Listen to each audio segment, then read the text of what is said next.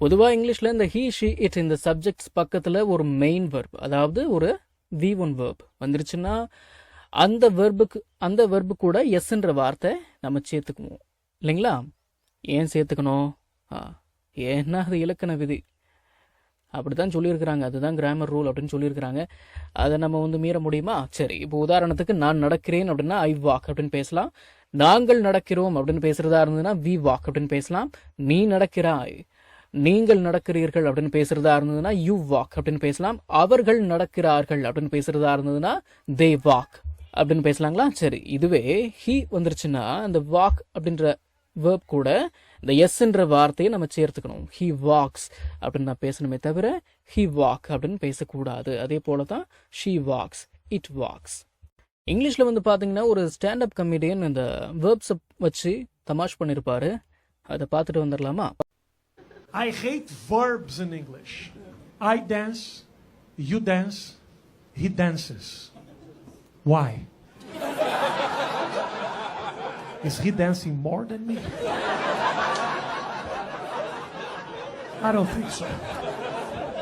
645 people dance and he dances. அவர் சொன்ன மாதிரி வாக்கியத்தை இப்படி தான் அமைக்கணும். I dance, you dance, we dance, they dance. அவர்கள் ஆடுகிறார்கள். வி டான்ஸ் நாங்கள் ஆடுகிறோம். யூ டான்ஸ் நீ ஆடுகிறாய். ஐ டான்ஸ் நான் ஆடுகிறேன். ஆனா இந்த ஹீன்ற வார்த்தை வந்துருச்சுன்னா ஹீ அவர் சொல்றாரு 645 people dance and he dances. 645 people ஆடுறாங்க, அதுக்கே டான்ஸ் அப்படிங்கிற வார்த்தை மட்டும்தான் பயன்படுத்துகிறோம். ஆனால் ஹீ டான்சஸ் அவன் ஆடுறான் அப்படின்னு பேசுகிறதா இருந்ததுன்னா எஸ்ன்ற வார்த்தையை சேர்த்துக்கிறோம்.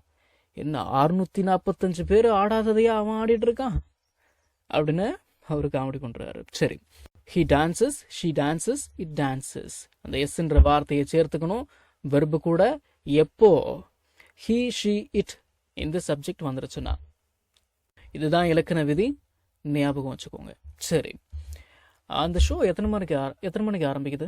அது 5 மணிக்கு ஆரம்பிக்குது. இட் பிகின்ஸ் அட் அந்த எஸ்ன்ற வார்த்தை சேர்ந்து வரணும். It begins at 5. அட் 5 அப்படின்னா 5 மணிக்கு. இட் பிகின்ஸ் அட் 5 அப்படின்னா 5 மணிக்கு ஆரம்பிக்குது அப்படின்னு அர்த்தம். ஆமாம், இது யாரோடது? இது என்னோட பிரதரோடது.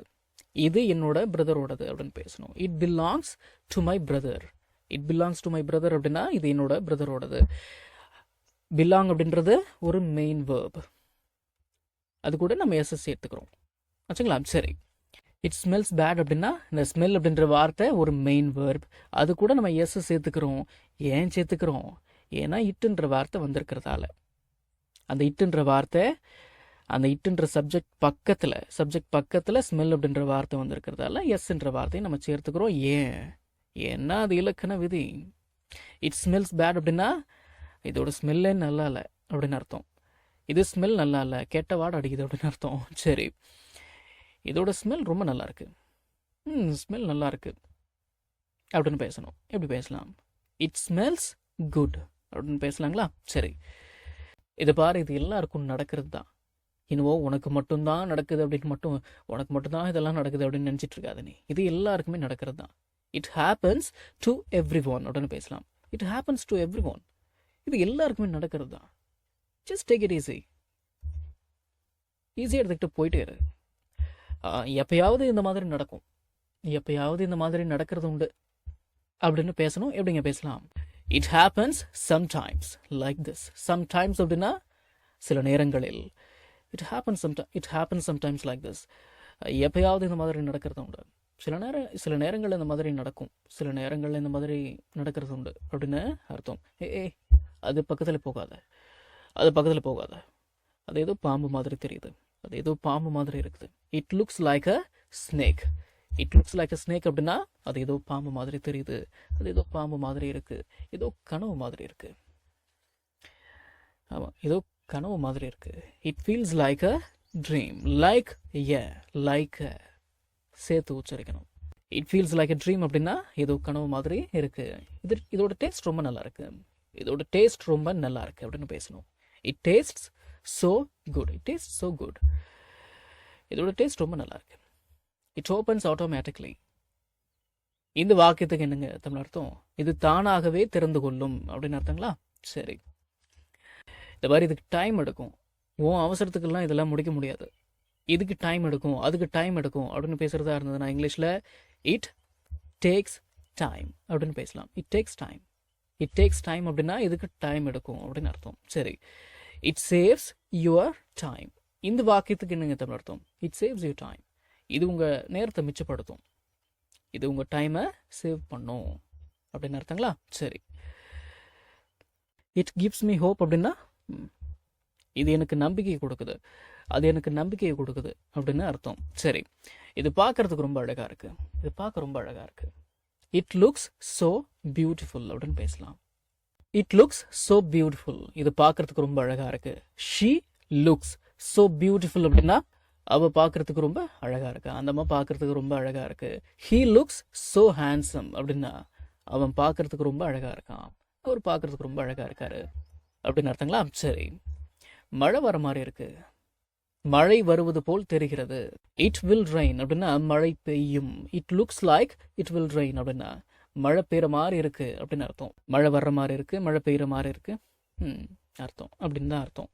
அந்த அம்மா கோவமா இருக்கிற மாதிரி இருக்கு. வேறு நீ அங்கே அந்த அம்மா கிட்டலாம் போகாத, நீ ஒரு கோவத்தில் உன்னை எதை பிடிச்சி திட்டி விட்டுற போகுது, அந்த அம்மா கோவமா இருக்கிற மாதிரி தெரியுது.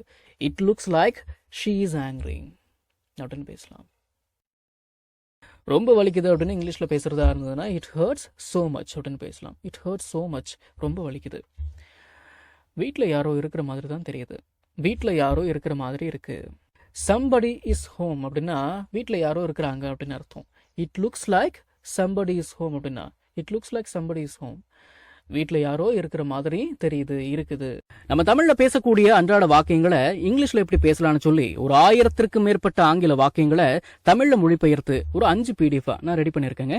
ஒரு PDFலையும் 200க்கும் மேற்பட்ட ஆங்கில வாக்கியங்கள் தமிழ் மொழிபெயர்ப்போடு இருக்குங்க. ஸ்க்ரீனில் தெரிகிற மாதிரி ஒரு பிடிஎஃபோட ப்ரைஸ் வந்து பார்த்தீங்கன்னா 49 rupees. ஆனால் இந்த 5 PDFையும் நீங்கள் 250 ரூபா கொடுத்துலாம் நீங்கள் வாங்க தேவையில்லை. ஜஸ்ட் 199 rupees பே பண்ணி நீங்கள் வாங்கிக்கலாம். உங்களில் சில பேருக்கு இந்த ப்ரைஸ் கொஞ்சம் அதிகமாக தெரியலாம்.